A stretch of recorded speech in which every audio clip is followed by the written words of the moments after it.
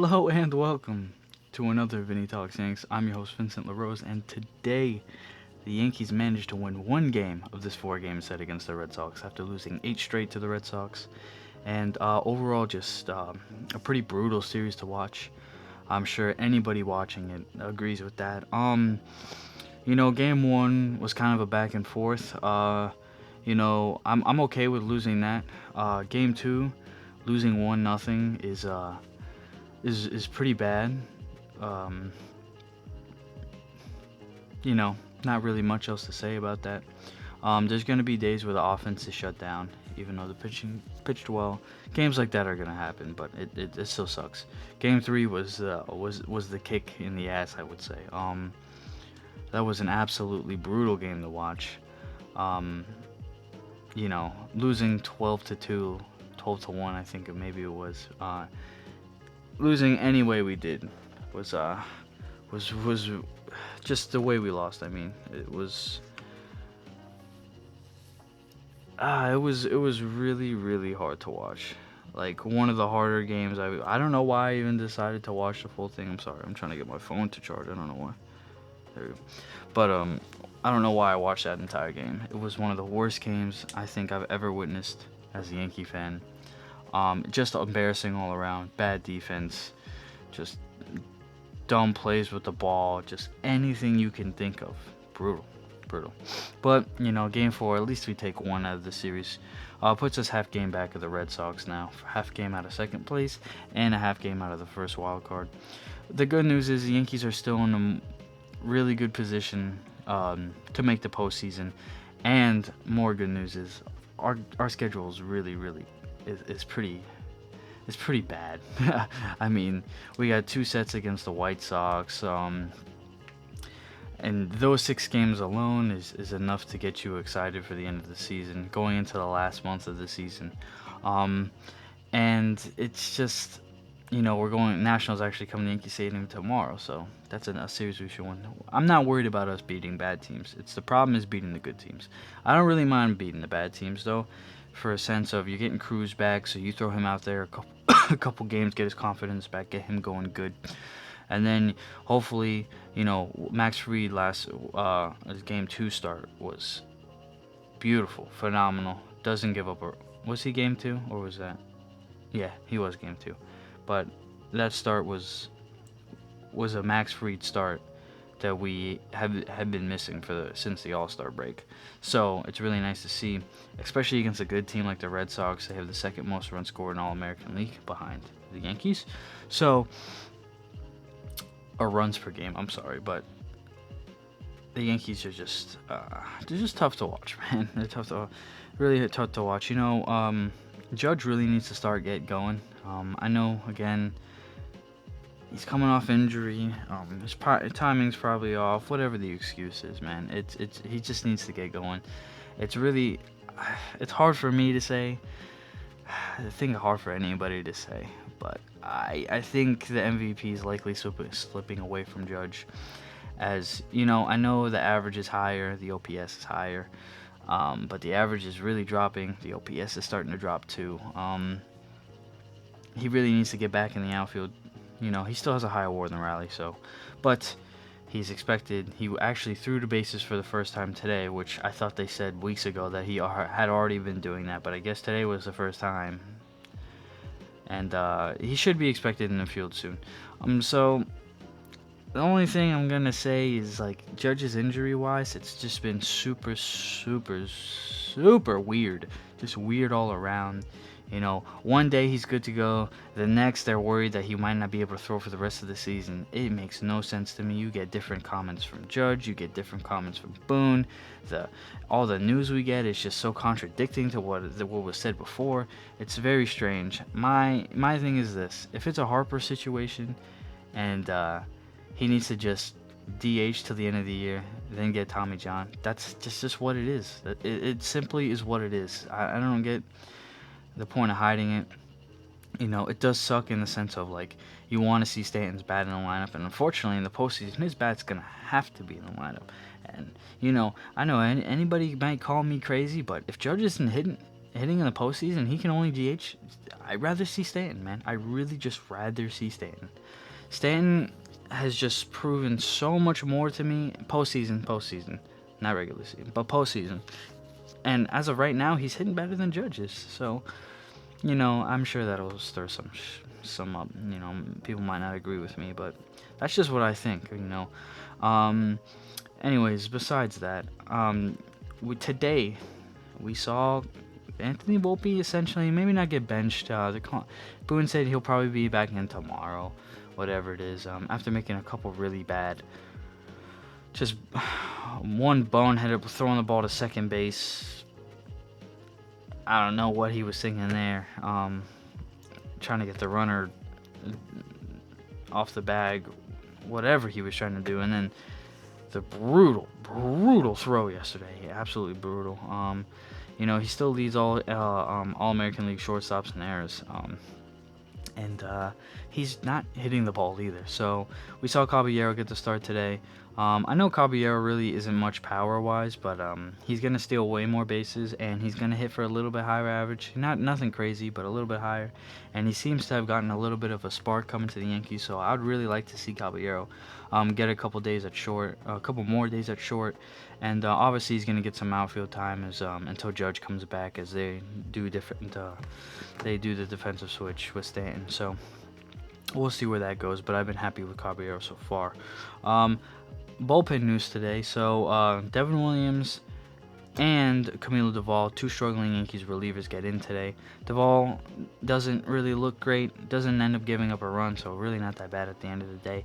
But he still looks like he's struggling a little bit. But Devin Williams was lights out again, which is getting a little bit annoying, because he kind of gains your trust back. Well, he doesn't gain my trust back, but he's doing enough to gain Aaron Boone's trust back to continue to put him in higher leverage situations.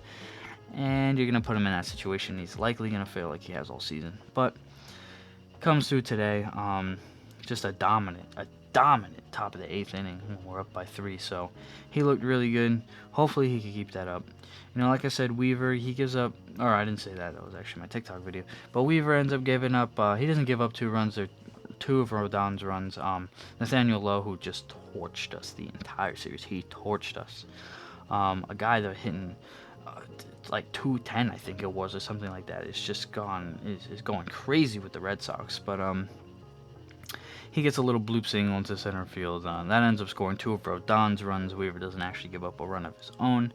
So Rodon's day ends at 5 2/3. 5 walks again, which is a little bit, I know he's an above average. He walks above.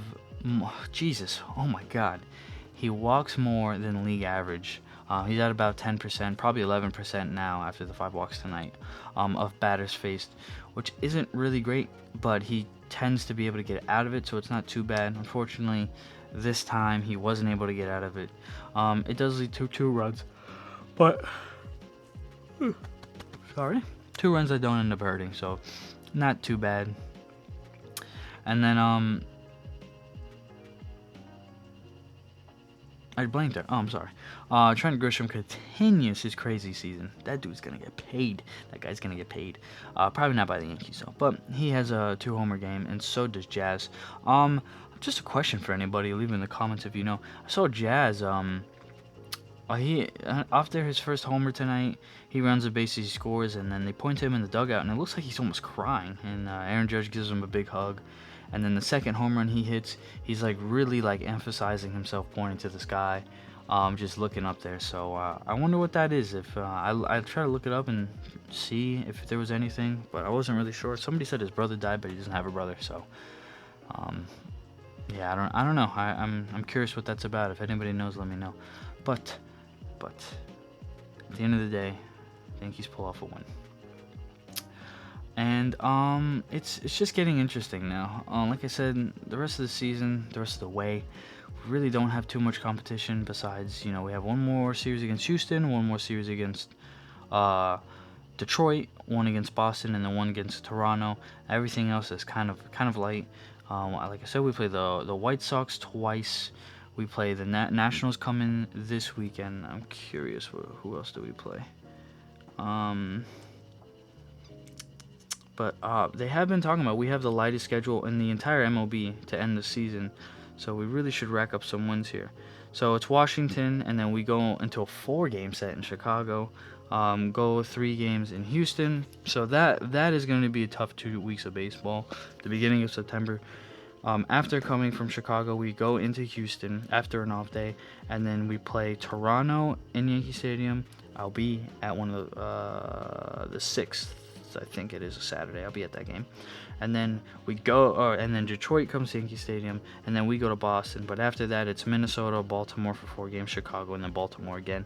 Baltimore's been hot though, so we can't really say they're easy. They're an easy win, but in the last month of the season, we really should we should be well above 500 to finish the year, and hopefully, I think tonight was our 70th win, so we should get. Oh wow, I don't even think we'll hit 90 wins, man. That's crazy. We might be we're gonna be one of the wild card teams without 90 wins. Hey, Nationals and the Rangers have won the World Series doing that. But anyways. The Yankees they really, they have to stay consistent, man. Consistency. They were actually talking about this on air the other day. How it's so weird how teams this year, nobody's consistent. Nobody can consistently, outside the Brewers. The Brewers have been very, I mean, not necessarily, but the Brewers have had a more regular season where they didn't start off great, but they've been super hot and they keep being hot. It's not 1 week of good baseball and then 2 weeks of bad, 1 week of good baseball, 1 week of mediocre baseball, and then 1 week of bad. So many teams have been like that this year. The Yankees have that's the story of their season. They win 5 games in a row and then get embarrassed. They'll win 7 out of the next 9 and then just fall apart for a week. And then it's so strange, man.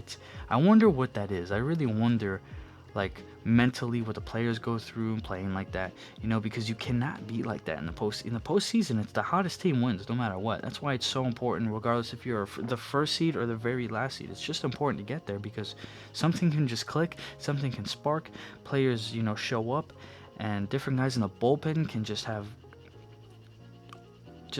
anything can happen. But seeding is important. I think we need to do whatever we can to avoid a wild card series in Boston. They clearly have our number this year. They have destroyed us, embarrassed us, whatever words you want to say. We need to really, really focus on avoiding, even the seeding, whatever it is.